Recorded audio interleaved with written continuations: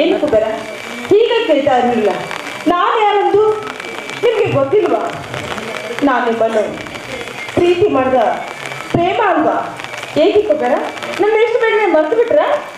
ಛೇ ಛೇ ಛೇ ಛೇ, ಎಷ್ಟೊಂದು ಉತ್ತಮವಾಗಿ ಮಾತಾಡ್ತಿದ್ಯಲ್ಲಮ್ಮ. ಇದೆಲ್ಲ ಯಾರಿಗೆ?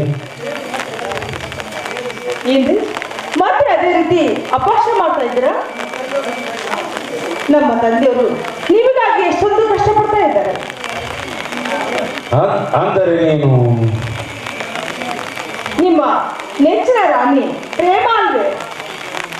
ಓಹೋ, ಶ್ರೀಮಂತ ನಾರಾಯಣನ ಮಗಳು, ಆ ಮಹಾಪುಣ್ಯವಂತನ ತಂಗಿ ಪ್ರೇಮ.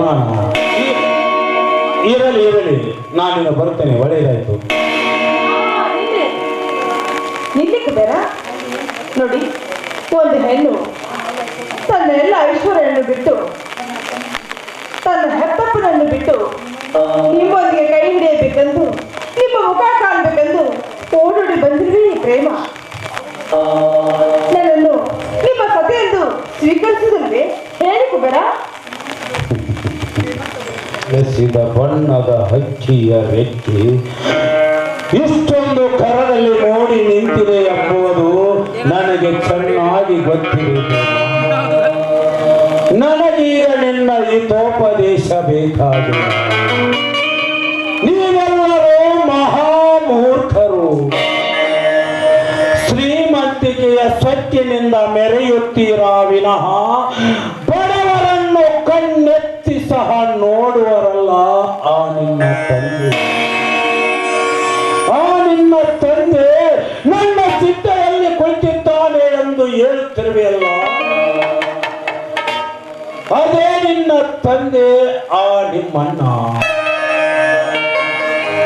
ಅಂದು ಸಾಲದ ನೆಪದಿಂದ ನನ್ನ ತಂದೆ ತಂಗಿಯರನ್ನು ಮನೆಯಿಂದ ಹೊರದಬ್ಬಿ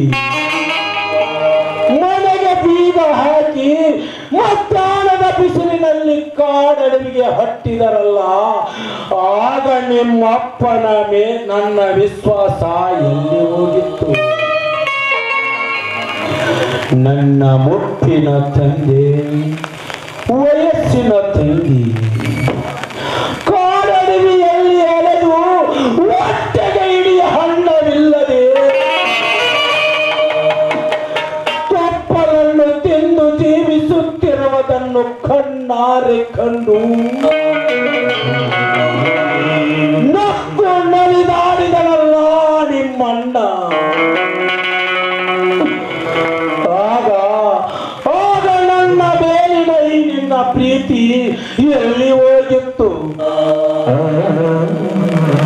ನಿನ್ನನ್ನೇ ನಂಬಿದ್ದೇನೆ, ನಿನ್ನನ್ನೇ ಕೈ ಹಿಡಿಯುತ್ತೇನೆ, ನಿನ್ನನ್ನೇ ಮದುವೆಯಾಗುತ್ತೇನೆ ಎಂದು ಹೊತ್ತು ಹೊತ್ತು ಆಡಿ ಕರೆಯುತ್ತಿರುವೆಯಲ್ಲ, ನಾಚಿಕೆಯಾಗುವುದಿಲ್ಲವೇ ನಿನಗೆ? ಹೋಗ ನೀನು. ಕುಬೇರ, ದಯವಿಟ್ಟು ನನ್ನ ತಪ್ಪನ್ನು ಕ್ಷಮಿಸಿಬಿಡಿ. ನಾನು ಎಷ್ಟೇ ಪ್ರಯತ್ನ ಮಾಡಿದ್ರು ಅದಕ್ಕೆ ಪ್ರತಿಫಲ ದೊರಕಲಿಲ್ಲ.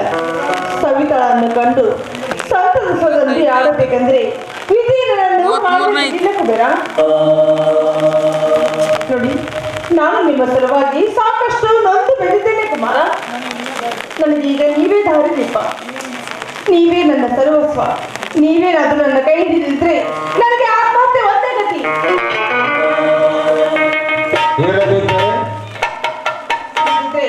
ನಿಮ್ಮೆದುರಿಗೆ ಈ ನನ್ನ ಪ್ರಾಣವನ್ನು ತ್ಯಾಗ ಮಾಡ್ತೇನೆ ಕುಬೇರ. ನನ್ನ ಸಲುವಾಗಿ ಯಾಕೆ ಪ್ರಾಣದ ಭಯ ತಂದುಕೊಳ್ಳುತ್ತದೆ? ನಾನು ನಿನ್ನ ಕೈ ಬಿಟ್ಟರೆ ನಿನ್ನ ಪ್ರಾಣ ಕಿತ್ತುಕೊಳ್ಳುವೆ ಅಂತ ಹೇಳುತ್ತಿರುವೆಯಲ್ಲ, ಹಾಗೆ ನಾನು ನಿನ್ನ ಕೈ ಹಿಡಿದರೆ ನನ್ನ ಪ್ರಾಣ ಉಳಿಯುವುದಿಲ್ಲ. ಕುಬೇರ, ಎಂತ ಮಾತನಾಡ್ತಾ ಇದ್ದೀರಿ ನೀವು? ನೋಡಿ, ಸಮಾಜದ ಸೇವಕರಾದ ನೀವೇ ಈ ರೀತಿ ಮಾತನಾಡಿದ್ರೆ ನನ್ನ ಪಾಡಿಯನ್ನು ಕುಬೇರ. ದಯವಿಟ್ಟು ನನ್ನ ತಪ್ಪನ್ನು ಮನ್ನಿಸಿ ಕುಬೇರ. ಆಕಾಶ ಮತ್ತು ಪಾತಾಳಕ್ಕೆ ಹೋಲಿಸಿ ಮಾತನಾಡಬೇಡ ಪ್ರೇಮ. ನಮ್ಮ ಸ್ಥಿತಿಗತಿಗೂ ನಿಮಗೂ ಎಂದಿಗೂ ಹೊಂದಾಣಿಕೆ ಆಗಲಾರದು. ಅಂತ ಮಾತನಾಡಬೇಡಿ ಕುಮಾರ. ನೋಡಿ, ಈಗ ನೀವು ಪಾತಾಳದಿಂದ ಮೇಲೇರಿರುತ್ತೀರಿ, ನಾನು ಆಕಾಶದಿಂದ ಕೆಳಗಿಳಿದು ಬರ್ತೀನಿ. ಈಗ ನಮ್ಮಿಬ್ಬರ ಜೋಡಿ ಒಂದಾಗಬೇಕು ಕುಬೇರ, ಇಲ್ಲವಾದ್ರೆ ನನ್ನ ಪ್ರಾಣವನ್ನೇ ಕಳೆದುಕೊಳ್ತೇನೆ ನಾನು. ಸಾಧ್ಯವಿಲ್ಲ. ಆಕಾಶಕ್ಕೆ ಕಾಲಿಲ್ಲ, ನೀರಿಗೆ ನೆಲೆಯಿಲ್ಲ, ಭೂಮಿಗೆ ಬಿಸಿಲಿಲ್ಲ, ನನಗೀಗ ಯಾರೂ ದಿಕ್ಕಿಲ್ಲ.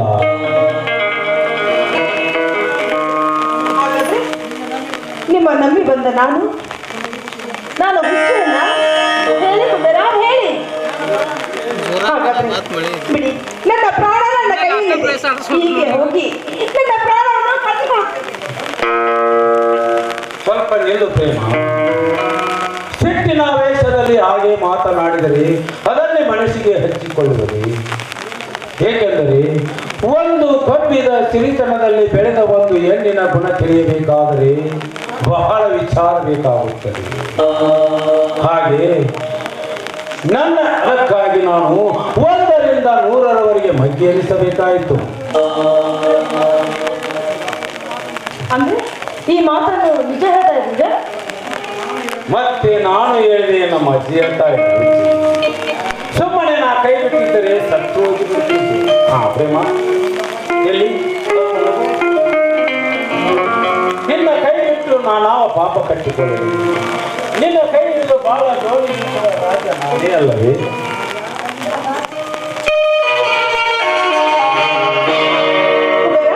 ಅಲ್ಲಿ ನೋಡಿ, ಆ ಹಕ್ಕಿ ಪಕ್ಷಿಗಳು ಒಂದಕ್ಕೊಂದು ಹೇಗೆ ಚುಂಬನ ಇಟ್ಟು ಹೇಗೆ ಮುದ್ದಾಡ್ತವೆ ಎಂದು. ಆ ಹಕ್ಕಿ ಪಕ್ಷಿಗಳಂತೆ ತಮಗೂ ಮುದ್ದಾಡಬೇಕಂತ ಆಸೆ ಆಗುವುದಿಲ್ವೇ? ಪ್ರೇಮ ಅಲ್ಲಿ ನೋಡು, ಆ ಹಸಿರೆಲೆಯ ಮೇಲೆ ಕುಳಿತ ಹಕ್ಕಿ ಪಕ್ಷಿಗಳು ಒಂದಕ್ಕೊಂದು ಹೇಗೆ ಚುಂಬನ ಕೊಡುತ್ತಿವೆ. ಇತ್ತ ನೋಡು ಆ ಬಣ್ಣದ ಐಶ್ವರ್ಯ.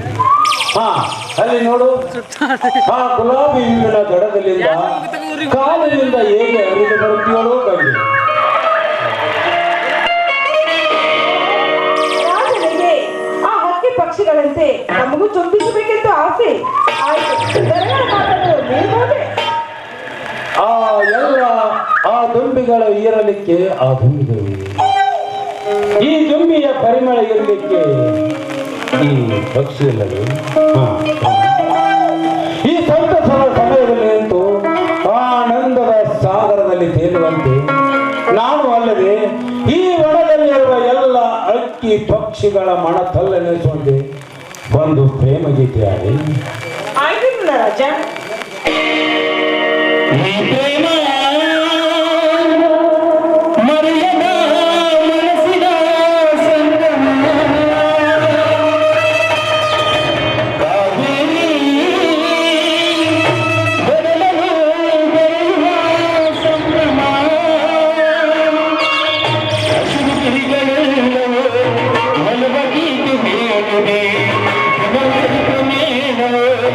ಅಂದು ನನ್ನ ಗಾಳಿ ಗಗನದ